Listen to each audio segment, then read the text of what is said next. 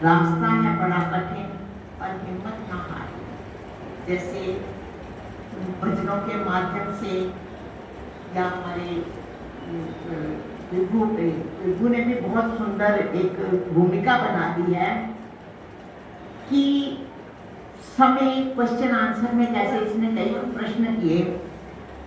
कबीरा जो दिन आज है सो दिन नाही काल। कबीरा जो दिन आज है सो दिन नाही काल।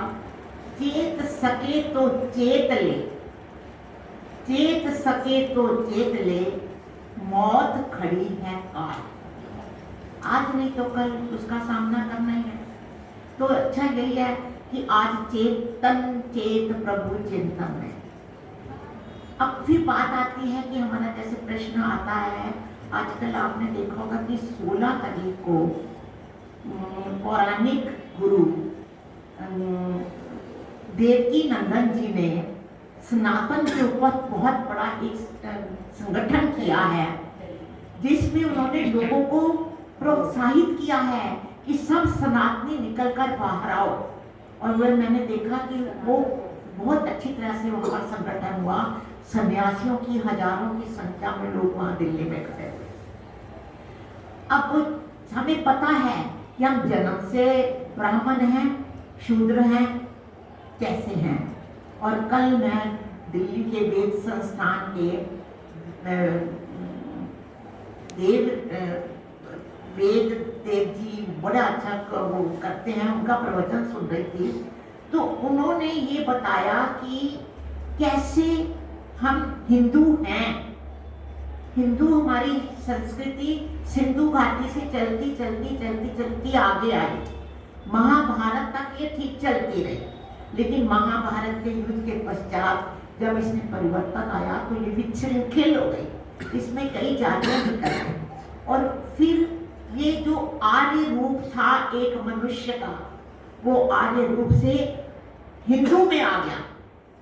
पहले ही आर्य थे लेकिन उसके बाद हिंदू में आ गए। और उन्होंने ये भी कहा कि जो हिंदू है उसके लक्षण क्या हैं, हिंदू हम किसको कहेंगे। कहते हैं सबसे पहला जो लक्षण हिंदू का है वो पुनर्जन्म में विश्वास रखता है। देखिए बड़े सुंदर प्रश्न है कि हम हिंदू हैं कि हम आर्य हैं। आज हमें इसका निष्कर्ष निकालना है। पहला उनका जो एक विश्वास है वो पुनर्जन्म में विश्वास रखता है। और दूसरा, जैसे हमारी गीता उपदेश देती है, धर्म और कर्म। धर्म को भी रखना है, साथ में कर्म को भी रखना है। और फिर जीवन जीने की कला भी हमें गीता सिखाती है। हम 100 वर्षों तक जिए।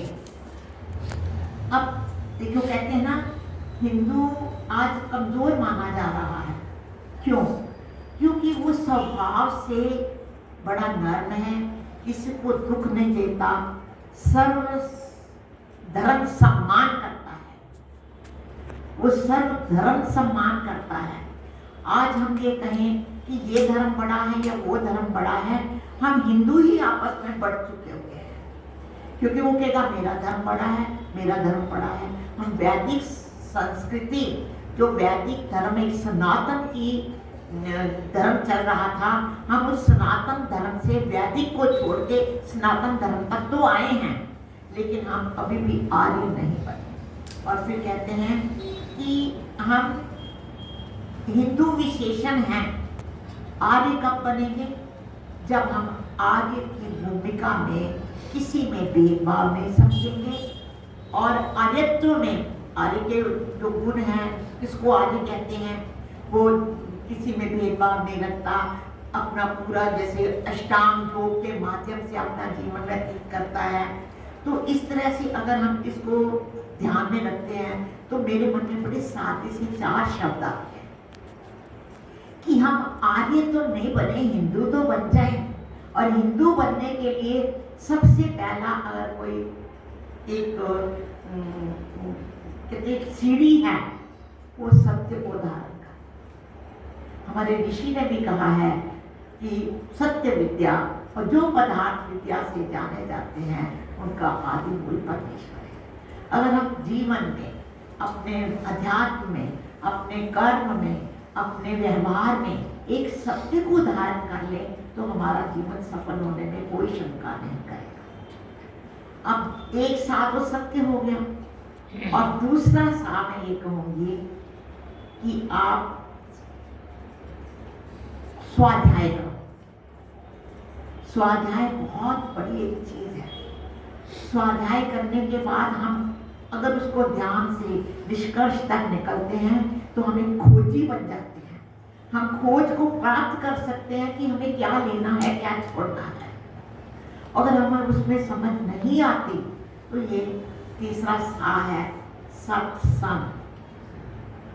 सत्संग में आओ, अपनी शंकाओं का निवारण करो, महापुरुषों का सत्संग करो। सत्संग में आने से आपकी सब शंकाएं दूर हो जाएंगी।